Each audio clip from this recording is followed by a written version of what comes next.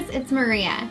So for today's video, I want to share with you my designer handbag collection, and I want to talk to you about which ones are my favorites, which ones I feel like I use the most, the ones that make maybe the best investment, and some that maybe don't make the most sense if you don't own a lot of designer handbags. Okay, let's get started.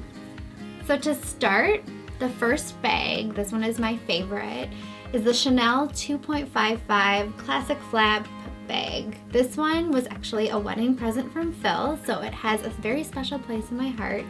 I will probably never get rid of it. It was actually my first designer handbag, so again, another special place in my heart. I just really love this bag. I've always wanted it. We got this when we lived in LA. I went with to pick it out, and it was actually from a consignment store, so it was used. The price on this one was between $3,000 and $4,000. Again, they're much cheaper if you get them used. I shouldn't say cheap, but much less than what you would find at the retail store. The great thing about a Chanel bag is that it really doesn't lose its value. In fact, sometimes you can actually make money on these handbags. So I highly recommend investing if you can. Just this one is so classic. It's something that you can pass down to future generations or just keep in your closet forever. It's my favorite.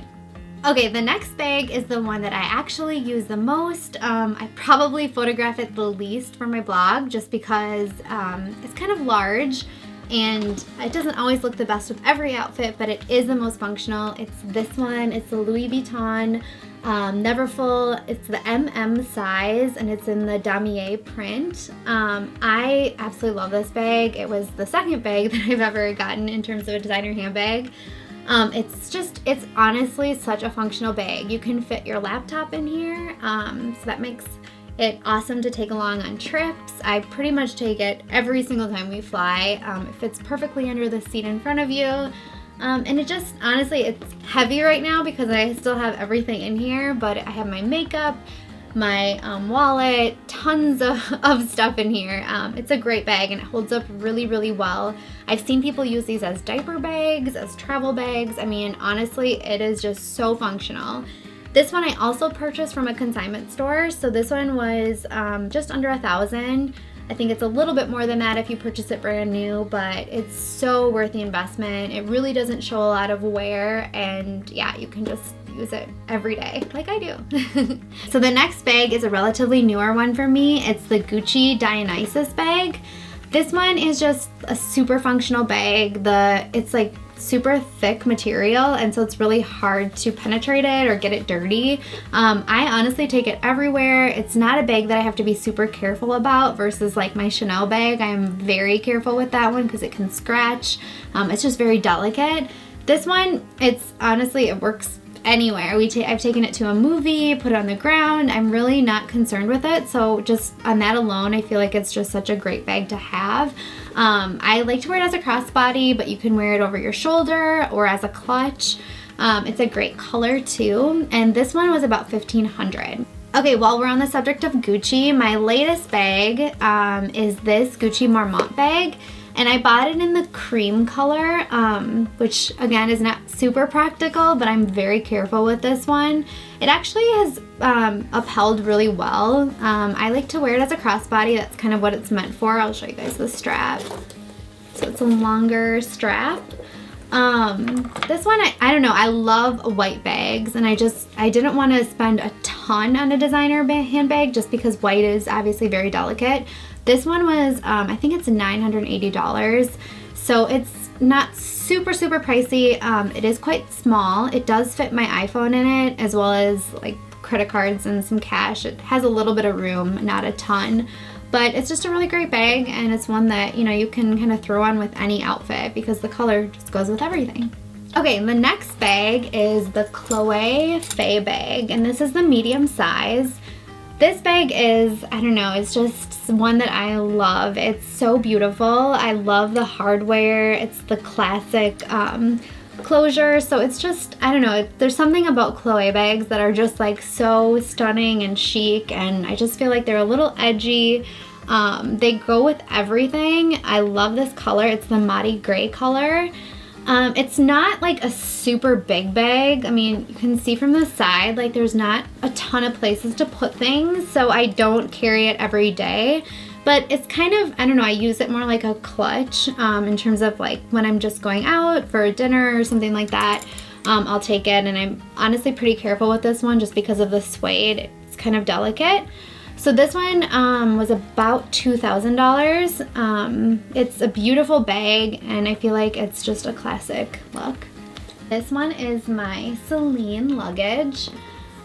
This bag was actually my third designer bag, and I actually bought it off of eBay. So that can be a little bit dicey, to be honest, but there's this great blog called the Purse Forum where you can verify bags on eBay. So there's like women that will do this with any designer bag. You can send them the link and they can tell you if they think it's real or not. I did that with this one, and I honestly got it for such a great price. It was just under $1,000, which for Selena is like a great deal, and I know that it's authentic. So this bag I love. I love having a red bag. I remember when I saw a girl with this bag at the Grove when we lived in LA, and I thought she was so chic, and I told Phil, like, I want that bag so bad. So I searched for it forever. The red color, I'm not sure if it's a classic. When I was at the Selena store, they didn't have this color. This is kind of like the lipstick red color. So I did have to find it used, which I was glad I did because I got such a great price. But this bag is like, I love it, but it doesn't uphold its shape super well because I got the pebbled leather, so it's not as delicate as the smooth, like the Givenchy Antigona bag, which you have to be careful with. So it doesn't uphold its shape. As you can see, like it's kind of, you know, bending and that kind of thing, but I kind of don't care because that's kind of the point of the pebbled leather. It's more about not being delicate and super porous. So I love this bag. For me, I feel like everybody should own a red bag. It's just so beautiful. And it goes with, I don't know, it goes with any outfit, and it can kind of just dress it up. So I love this bag. Okay, so we're on to the last bag, and this one is just, I think, my coolest bag. It is the Givenchy Antigona bag, and I just love this bag. It's the medium size, so it's quite large. It holds a lot. I have it in the smooth version. It is kind of delicate. I have maybe some fine scratches, but honestly, I'm just so careful with it that it hasn't scratched. But this bag to me is like everything. I feel like it's a leather jacket where you can just put it on with anything and it instantly makes your outfit look cooler. The hardware on it's super cool. It's just, I don't know, I love this bag. It is about $2,500, so it's a little bit more than some of these other bags, and it's delicate, so I'm not gonna say it's the smartest investment, but I just think it's a beautiful bag. It goes with everything. It holds a lot. I've honestly used it to travel with. I bought it right before we went to Alaska this past year, and I put it under the seat in front of me while we were flying, and it was totally fine, but I definitely carry the dust bag with me just to make sure that it's protected. I wouldn't take this one out with me everywhere and put on the ground and that kind of thing because it is kind of delicate.